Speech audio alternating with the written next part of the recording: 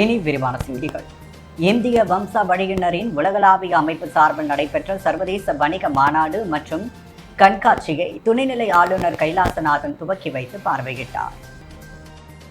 இந்திய வம்சாவழியினரின் உலகளாவிய அமைப்பு சார்பில் சர்வதேச வணிக மாநாடு மற்றும் கண்காட்சி புதுவை பழைய துறைமுக வளாகத்தில் நடைபெற்றது.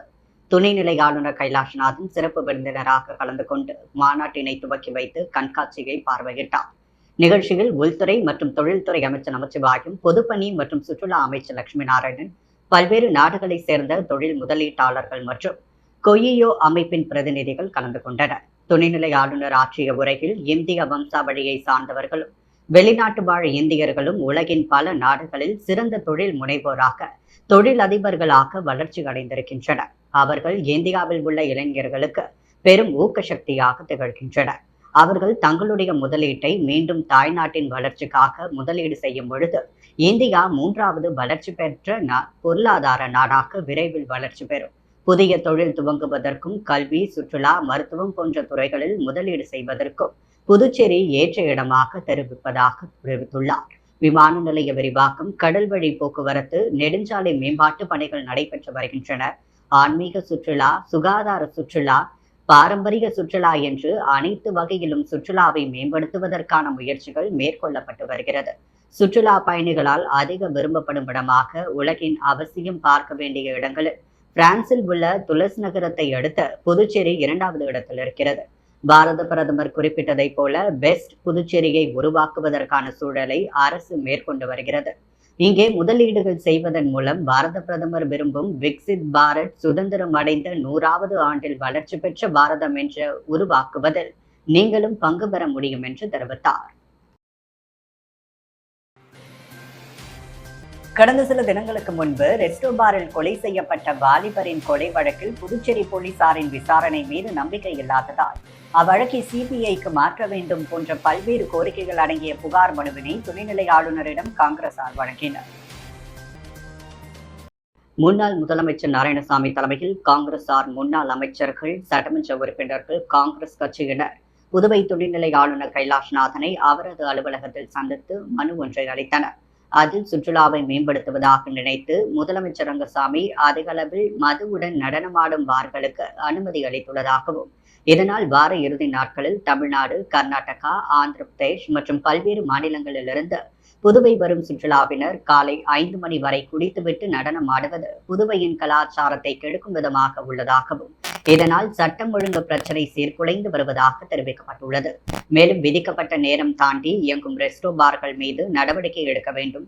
வழிபாட்டு தலங்கள், கல்வி நிறுவனங்கள் மற்றும் குடியிருப்பு பகுதிகள் அருகே உள்ள ரெஸ்டோ பார்களை உடனடியாக அகற்ற நடவடிக்கை எடுக்க வேண்டும். அதேபோல் கடந்த சில தினங்களுக்கு முன்பு ரெஸ்டோ பாரில் கொலை செய்யப்பட்ட வாலிபரின் கொலை வழக்கில் புதுச்சேரி போலீசாரின் விசாரணை மீது நம்பிக்கை இல்லாததால் அவ்வழக்கை சிபிஐக்கு மாற்றிட வேண்டும் உள்ளிட்ட கோரிக்கைகள் அடங்கிய மனுவை துணைநிலை ஆளுநரிடம் வழங்கியுள்ளார். தொடர்ந்து துணைநிலை ஆளுநர் சந்தித்த பின் செய்தியாளர்களிடம் பேசிய முன்னாள் முதலமைச்சர் நாராயணசாமி, இந்த விவகாரத்தில் துணைநிலை ஆளுநர் பாரபட்சம் இல்லாமல் நடுநிலையாக செயல்படுவார் என நம்புகிறோம். அப்படி அவர் நடவடிக்கைகள் எடுக்காவிட்டால் நாங்கள் நீதிமன்றம் செல்வோம் என தெரிவித்துள்ளார். புதுச்சேரி பிரெஞ்சு இந்திய பெண் இயக்குனர் இயக்கிய குட் பை மாமாஜி என்ற திரைப்படத்தை முதலமைச்சர் ரங்கசாமி வெளியிட்டார். புதுச்சேரியை சேர்ந்தவர் ஸ்டாலின் ஒமர் கட்டார். இந்த இளம்பெண் திரைப்பட இயக்குனர் புதுச்சேரியின் தமிழ் கலாச்சார பண்பாட்டை பிரதிபலிக்கும் வகையில் குட் பை மாமாஜி என்ற குறும்படத்தை இயக்கியுள்ளார். 7 நிமிடங்கள் ஓடக்கூடிய இந்த அனிமேஷன் திரைப்படம் அலன் பிரான்சிஸ் அரங்கில் நேற்று மாலை திரையிடப்பட்டது. விழாவில் முதல்வர் ரங்கசாமி கலந்து கொண்டு குறும்படத்தை வெளியிட அதனை சபாநாயகர் செல்வம் பெற்றுக்கொண்டார். பின் முதல்வர் பேசுகையில், புதுச்சேரியின் கலாச்சாரம் பண்பாட்டை அனிமேஷன் மூலம் இயக்கி இருப்பது மகிழ்ச்சி.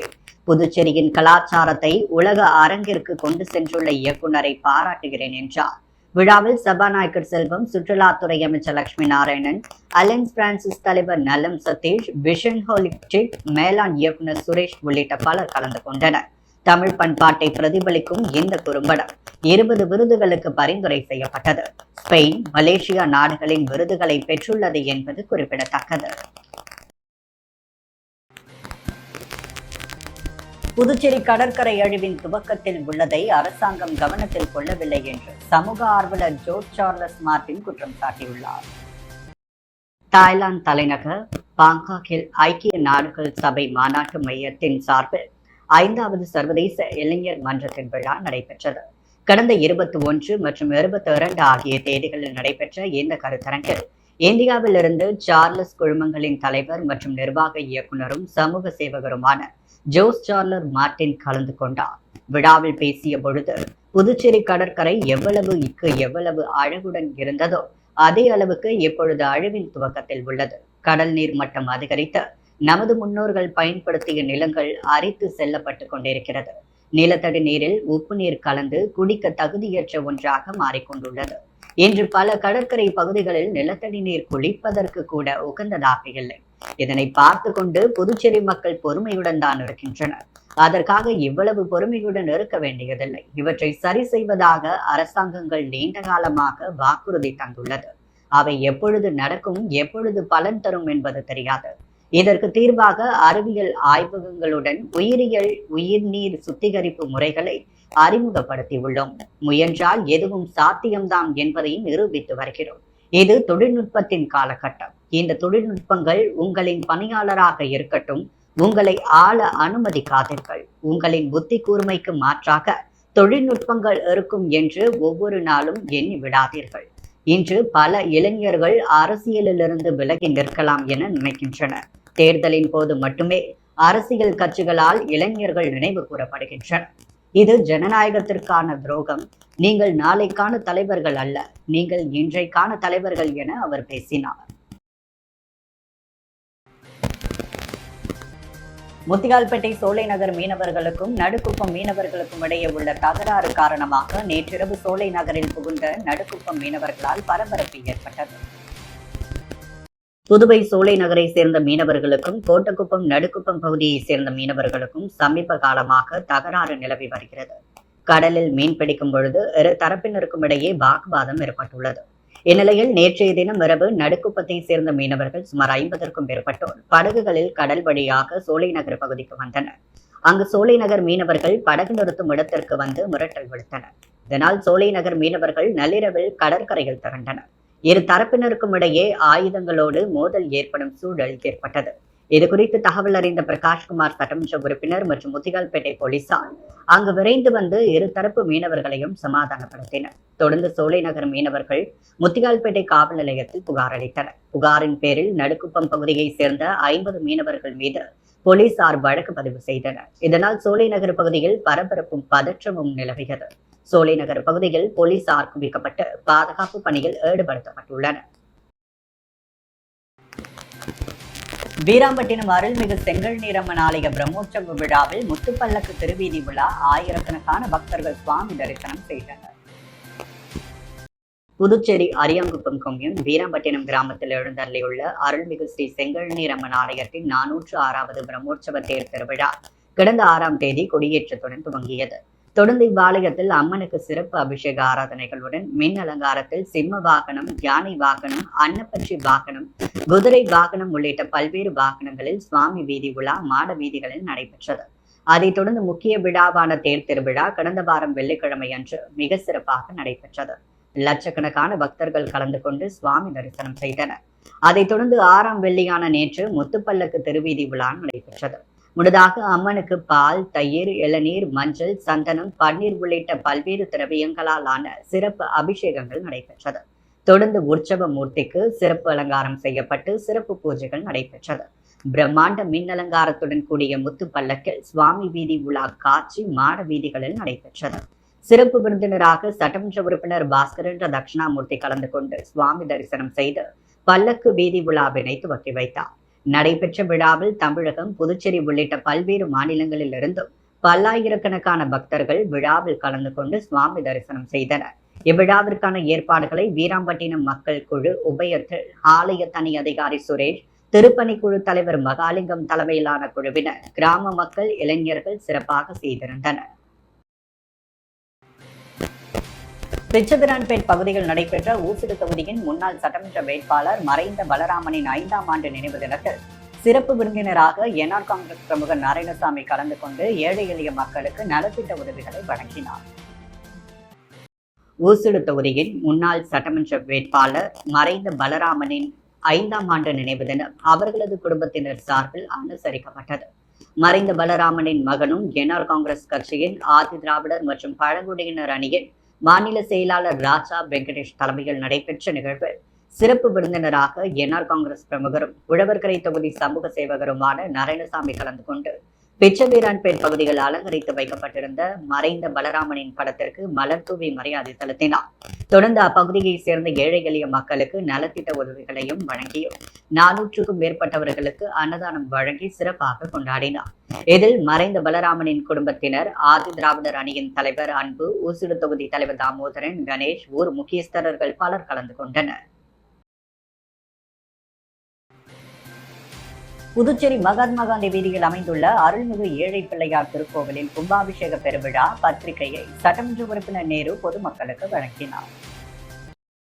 புதுச்சேரி மகாத்மா காந்தி வீதி சின்னமணிக்குண்டு அருகில் அமைந்துள்ள அருள்மிகு சித்தி விநாயகர் என்று அழைக்கப்படும் அருள்மிகு ஏழை பிள்ளையார் திருக்கோவிலின் மகா கும்பாபிஷேக விழா வருகின்ற விஸ்வாசு வருடம் ஆவணி மாதம் 19ஆம் தேதி மகா கும்பாபிஷேகம் செய்வது என தீர்மானித்து மகா கும்பாபிஷேகத்திற்கான பத்திரிகை சித்தி விநாயகரின் திருப்பாதங்களில் வைத்து பூஜைகள் செய்து திருக்கோவிலில் கூடியிருந்த பக்தர்களுக்கும் அப்பகுதியை சேர்ந்த பொதுமக்களுக்கும் வழங்கப்பட்டது. விழாவில் உருளையன்பேட்டை தொகுதி சட்டமன்ற உறுப்பினரும் புதுச்சேரி மனிதநேய மக்கள் சேவை இயக்க நிறுவன தலைவருமான நேரு என்ற குப்புசாமி கலந்து கொண்டு சுவாமி தரிசனம் செய்து மகா கும்பாபிஷேகத்திற்கான திருக்கோவிலில் பத்திரிகைகளை பொதுமக்களுக்கு வழங்கினார். விழாவில் திருக்கோவில் தண்ணி அதிகாரி விஜயன் மற்றும் அப்பகுதியை சேர்ந்த ஊர் முக்கிய பெரியவர்களும் பொதுமக்களும் மனிதநேய மக்கள் சேவை இயக்க பிரமுகர்களும் உடனிருந்தனர். புதுச்சேரி கிருஷ்ணா நகரில் புதிதாக அமைக்கப்பட்ட லிவ் பாரிஸ் லானை முதலமைச்சர் ரங்கசாமி ரிப்பன் வெட்டி திறந்து வைத்தார். புதுச்சேரி கிருஷ்ணா நகர் புத்துக்கோவில் எதிரில் புதிதாக அமைக்கப்பட்ட லிவ் பாரிஸ் லான் திறப்பு விழா நடைபெற்றது. விழாவை தலைமை தாங்கி முதலமைச்சர் ரங்கசாமி ரிப்பன் வெட்டி குத்து விளக்கேற்றினார். மேலும் இந்த கதிர்காமம் தொகுதி சட்டமன்ற உறுப்பினர் KSP ரமேஷ், மாநிலங்களவை உறுப்பினர் செல்வகணபதி ஆகியோர் முன்னிலை வகித்தனர். விழாவில் சிறப்பழைப்பாளராக முத்திரையர் மேல்நிலைப்பள்ளி முதல்வர் முத்துராமன், சென்னை உயர்நீதிமன்ற அரசு வழக்கறிஞர் Ramachandramurthy, Shriram chit finance funds மேலாளர் சுபாஷ் ஆகியோர் கலந்து கொண்டு விழாவை சிறப்பித்தனர். விழாவிற்கு வந்திருந்த அனைவரையும் என்ஆர் காங்கிரஸ் மத்திய மாவட்ட இளைஞரணி பொருளாளர் சரவணன் சங்கீதா அனைவரையும் பொன்னாடை போற்றி பூங்கொத்து கொடுத்து வரவேற்றார். விழாவில் என்ஆர் காங்கிரஸ் நிர்வாகிகள் மற்றும் தொழிலதிபர்கள், பொதுமக்கள் பலர் கலந்து கொண்டனர். தமிழ்நாடு தௌஹீத் ஜமாத் சுல்தான்பேட்டை முகமதியா நகர் கிளை சார்பில் நடைபெற்ற மருத்துவ முகாமினை SP ஸ்ருதி துவக்கி வைத்தார். தமிழ்நாடு தௌஹீத் ஜமாத் புதுச்சேரி மாவட்டம் சுல்தான்பேட்டை முகமதியா நகர் கிளை மற்றும் ஜிப்மர் மருத்துவமனை இணைந்து மாபெரும் இரத்த தான முகாமினை வில்லியனூர் சுல்தான்பேட்டை பகுதிகள் காலை 10 மணி முதல் மதியம் 1 மணி வரை நடத்தியது. மாவட்ட தலைவர் ஹபீப் ரஹ்மான் தலைமை தாங்கினார். மாவட்ட மருத்துவரணி செயலாளர் அகமது உசேன் கலந்து கொண்டு நிகழ்ச்சியை துவக்கி வைத்தார். சிறப்பழைப்பாளராக புதுச்சேரி மாநில கிழக்கு காவல் கண்காணிப்பாளர் ஸ்ருதி கலந்து கொண்டு சிறப்புரையாற்றினார். மேலும் மாவட்ட நிர்வாகிகள் மற்றும் கிளை நிர்வாகிகள் ஆகியோர் இரத்த தானம் குறித்த விழிப்புணர்வை மக்களுக்கு எடுத்துக் கூறினர். இதில் 50க்கும் மேற்பட்ட இரத்த கொடையாளர்கள் கலந்து கொண்டு இரத்த தானம் செய்தனர். தேசிய அளவில் நடைபெற்ற சிலம்பம் போட்டியில் 2ஆம் இடம் பிடித்து சாதனை படைத்த மாணவர்கள் ஆல்பா கல்வி குழும இயக்குநர் தனத்தியாக்கு பாராட்டினார். ஆல்பா மெட்ரிக் மேல்நிலைப் பள்ளியில் 8ஆம் வகுப்பு படித்து வரும் மாணவன் பவனேஷ் சென்னையில் தேசிய அளவில் நடைபெற்ற சிலம்பம் போட்டியில் 2ஆம் இடம் பிடித்து சாதனை படைத்துள்ளார். கடந்த மாதம் மாநில அளவில் வேலூரில் நடைபெற்ற சிலம்பம் போட்டியில் முதல் பரிசு பெற்றுள்ளார். வெற்றி பெற்ற மாணவனை ஆல்பா கல்வி குடும்பங்களின் இயக்குநர் தனத்தியாக்கு பொன்னாடை போர்த்தி மலர் கொத்து கொடுத்து பாராட்டினார். இந்நிகழ்ச்சியில் மாணவனின் பெற்றோர் மற்றும் பயிற்சியாளர் உடனிருந்தனர். பள்ளி மாணவன் பவனேஷ் கடந்த 2 வருடங்களாக தமிழர் பாரம்பரிய வீர விளையாட்டு பயிற்சி மையத்தில் பயின்று வருவது குறிப்பிடத்தக்கது. வீராம்பட்டினம் முத்துப்பல்லக்கு திருவிழாவை முன்னிட்டு மாநில செயலாளர் காங்கிரஸ் மாநில செயலாளர் விஜயலட்சுமி ஜெயமூர்த்தி தலைமையில் 1000 பேருக்கு அன்னதானம் வழங்கப்பட்டது. வீராம்பட்டினம் முத்துப்பல்லக்கு திருவிழாவை காண வந்த பக்தர்களுக்கு அரியங்குப்பம் தொகுதி காங்கிரஸ் கட்சியின் சார்பில் அன்னதானம் வழங்கும் நிகழ்ச்சி நடைபெற்றது. காங்கிரஸ் கட்சியின் மாநில செயலாளர் விஜயலட்சுமி ஜெயமூர்த்தி தலைமையில் தனபால் மற்றும் காக்கையன்தோப்பு பகுதியைச் சேர்ந்த காங்கிரஸ் நிர்வாகிகள் நாகமுத்து, ஜானகிராமன், கோவிந்தராசு, வெங்கடசாமி, மோகன், சின்னராசு, முத்துராமன், லிங்கேஸ்வரர், முருகன், ரத்தினவேல், காங்கேயன் மற்றும் சுசேராஜ், பரந்தாமன், சுவாமிநாதன், ராஜாராம், அருளரசன், அன்னலட்சுமி, இந்திரா ஆகியோர் முன்னிலையில் 1000 பேருக்கு அன்னதானம் வழங்கப்பட்டது. கோவிலுக்கு சொந்தமான இடத்தில் உள்ள ஆக்கிரமிப்புகளை அகற்ற நீதிமன்றம் உத்தரவிட்டும் ஆக்கிரமிப்புகளை அகற்றாத இந்து சமய அறநிலையத்துறையை கண்டித்து கிழக்கு கடற்கரை சாலையில் மீனவர்கள் சாலை மறியலில் ஈடுபட்டதால் கடும் போக்குவரத்து பாதிப்பு ஏற்பட்டது. புதுச்சேரி மீனவ கிராமமான பெரிய காலாப்பட்டு பகுதியில் இந்து சமய அறநிலையத்துறை கட்டுப்பாட்டில் உள்ள ஸ்ரீ செங்கழுநீரம்மன் கோவிலுக்கு சொந்தமான இடங்களை சிலர் ஆக்கிரமிப்பு செய்து வருவதாகவும் அதனை உடனடியாக அகற்ற வேண்டும் என அப்பகுதி பஞ்சாயத்து சார்பாக கடந்த 2022ஆம் ஆண்டு சென்னை உயர்நீதிமன்றத்தில் வழக்கு தொடரப்பட்டது. அதன்படி ஆக்கிரமிப்புகளை உடனடியாக அகற்ற வேண்டும் என கடந்த 2023 ஜூலை மாதம் நீதிமன்றம் தீர்ப்பு வழங்கியது. இந்த தீர்ப்பு வழங்கப்பட்டு 2 ஆண்டு காலமாகியும் இதுவரை ஆக்கிரமிப்புகள் அகற்றப்படவில்லை என அப்பகுதி மீனவர்கள் தொடர்ந்து இந்து சமய அறநிலையத்துறை அதிகாரிகளிடம் மனு அளித்து வந்ததாக கூறப்படுகிறது. இந்து சமய அறநிலையத்துறை இதுவரை ஆக்கிரமிப்புகளை அகற்ற எவ்வித நடவடிக்கையும் எடுக்கவில்லை என கூறி புதுச்சேரி சென்னை செல்லும் கிழக்கு கடற்கரை சாலை காலாப்பட்டு பகுதியில் 100க்கும் மேற்பட்ட மீனவர்கள் சுமார் 2 மணி நேரத்திற்கு மேலாக சாலை மறியல் போராட்டத்தில் ஈடுபட்டனர். இதனால் அந்த பகுதியில் போக்குவரத்து பாதிக்கப்பட்டது. சம்பவ இடத்திற்கு வந்த தாசில்தார் செந்தில்குமார் மறியலில் ஈடுபட்டவர்களிடம் பேச்சுவார்த்தை நடத்தி உடனடியாக ஆக்கிரமிப்புகள் அகற்ற நடவடிக்கைகள் எடுக்கப்படும் என உறுதியளித்ததை அடுத்து சாலை மறியலில் ஈடுபட்ட மீனவர்கள் அங்கிருந்து கலைந்து சென்றனர். மேலும் கிழக்கு கடற்கரை சாலையில் போக்குவரத்து நெரிசல் ஏற்பட்டு சுமார் 3 கிலோமீட்டர் தூரத்திற்கு நீண்ட வரிசையில் வாகனங்கள் அணிவகுத்து நின்றது. பிரதமரோ அமைச்சரோ யாராக இருந்தாலும் 30 நாட்கள் சிறையில் இருந்தால் அவர்கள் ராஜினாமா செய்ய வேண்டும் என்று பாராளுமன்றத்தில் மத்திய உள்துறை அமைச்சர் அமித்ஷா கொண்டு வந்துள்ள புதிய சட்டம் நடைமுறைக்கு பொருந்தாது என்றும் எதிர்க்கட்சிகளை மிரட்டும் வேலையை மோடி அரசாங்கம் செய்து வருவதாக புதுச்சேரி முன்னாள் முதலமைச்சர் நாராயணசாமி குற்றம் சாட்டியுள்ளார்.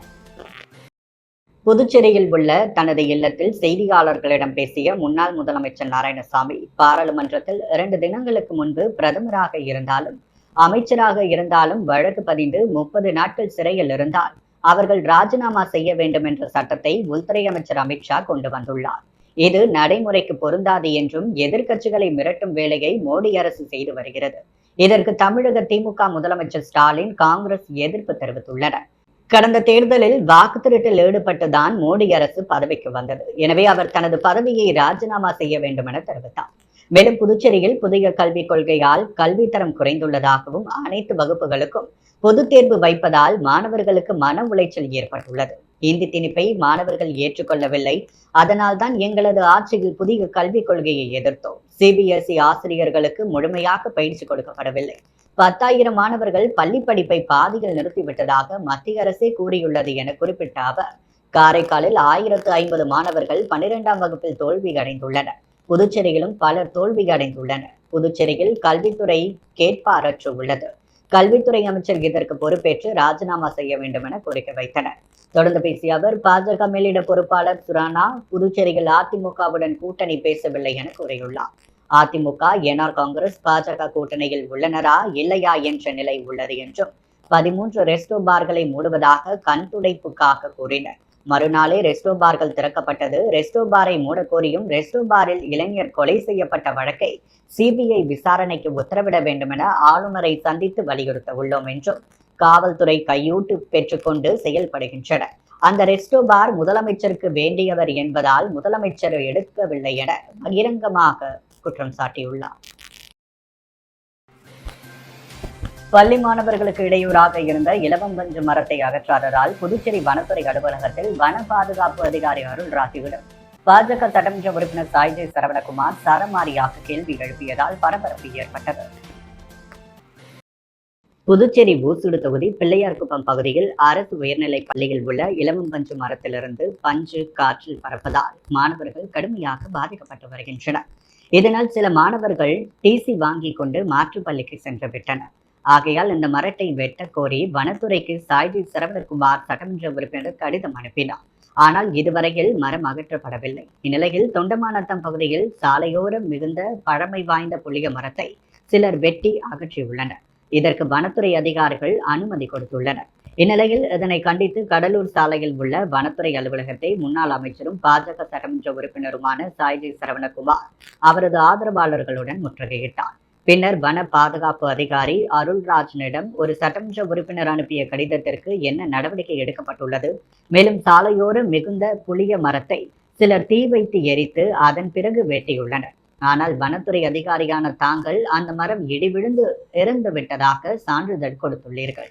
அந்த அடிப்படையில் சான்றிதழ் கொடுத்துள்ளீர்கள் என கேள்வி எழுப்பிய அவர், இது மட்டுமின்றி ஊசுடி ஏரியில் மர்ம நபர்கள் மீன்களை பிடித்து செல்வதால் பறவைகளின் வருகை எண்ணிக்கை குறைக்கப்பட்டது.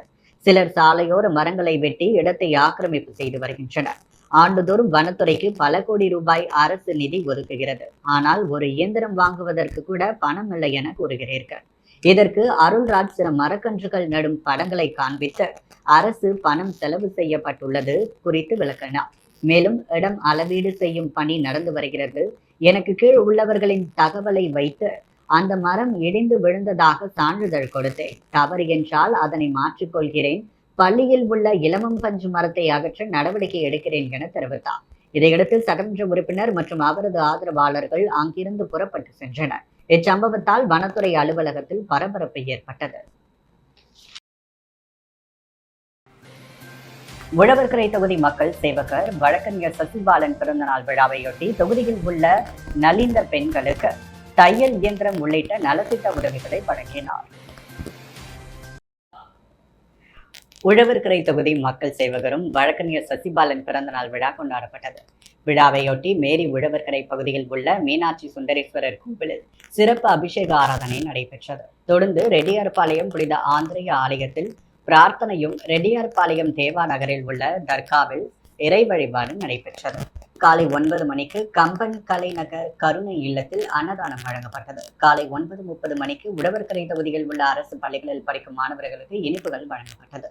10 மணிக்கு தொகுதியில் அமைந்துள்ள தலைவர்கள் சிலைக்கு மாலை அணிவித்து மரியாதை செலுத்தப்பட்டது.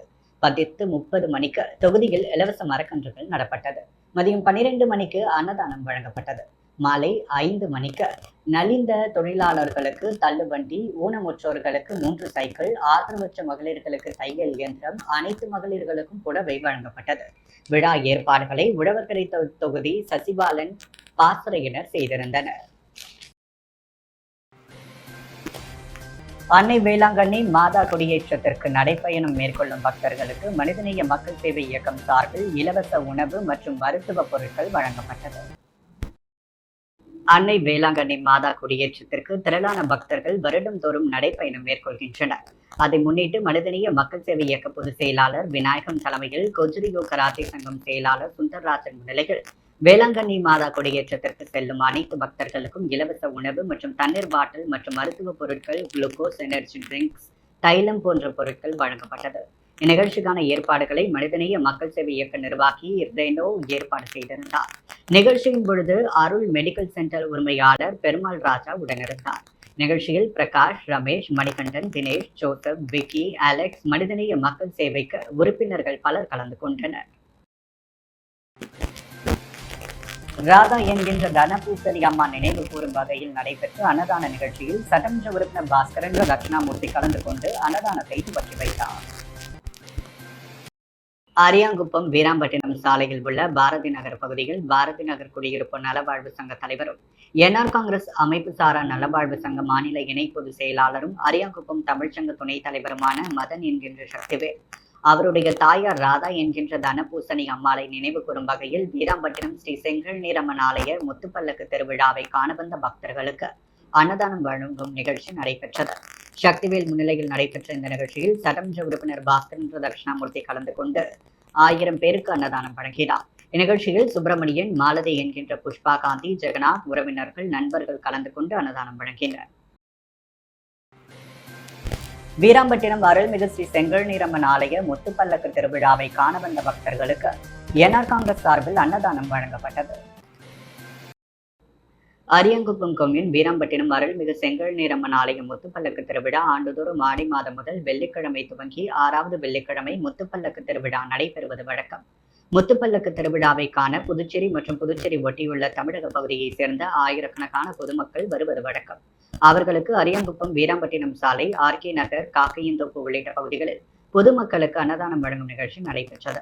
அதன் ஒரு பகுதியாக அரியாங்குப்பம் நகர வீராம்பட்டினம் சாலையில் அரியாங்குப்பம் பொதுமக்கள் சார்பில் 7ஆம் ஆண்டு அன்னதானம் வழங்கும் நிகழ்ச்சி நடைபெற்றது. சிறப்பு அழைப்பாளராக அரியாங்குப்பம் தொகுதி என்ஆர் காங்கிரஸ் தலைவர் வழக்கறிஞர் முருகராஜ் கலந்து கொண்டு பொதுமக்களுக்கு அன்னதானம் வழங்கினார். இந்நிகழ்ச்சியில் அரியாங்குப்பம் பகுதி பொதுமக்கள், அப்பகுதி என்ஆர் காங்கிரசார், இளைஞர்கள் பலர் கலந்து கொண்டனர். டோல்கேட் பச்சை வாழியம்மன் ஆலய தீமிதி திருவிழாவில் சட்டப்பேரவைத் தலைவர் ஏம்பலம் செல்வம் கலந்து கொண்டு சுவாமி தரிசனம் செய்தார். மங்கள இசையுடன் துவங்கிய நிகழ்ச்சியில் சங்கரபரணி ஆற்றங்கரைக்கு சென்று புனித நீர் திரட்டி அக்னி கரகம், அலங்கார கரகம், சக்தி கரகம் ஆகியவை சர்வ அலங்காரத்துடன் புறப்பட்டு மின் விளக்குகளால் அலங்கரித்து வைக்கப்பட்டிருந்த உற்சவ மூர்த்திகளுடன் சேர்ந்து ஆலயத்தை வந்தடைந்தது. உற்சவ மூர்த்திகள் மற்றும் தீக்குழியின் எதிரே நிறுத்தப்பட்டு கரகம் எடுத்து வந்த பக்தர்கள் தீக்குழியில் இறங்கி செல்ல, கரகத்தை பின்தொடர்ந்து காப்பு கட்டிய பக்தர்கள் தீக்குழியில் இறங்கி சென்று தங்கள் நேர்த்தி கடனை நிறைவேற்றினர். தொடர்ந்து அம்மனுக்கு புனித நீர் கொண்டு அபிஷேகம் செய்து சிறப்பு அலங்காரத்துடன் மகாதீபாரதனை காண்பிக்கப்பட்டது.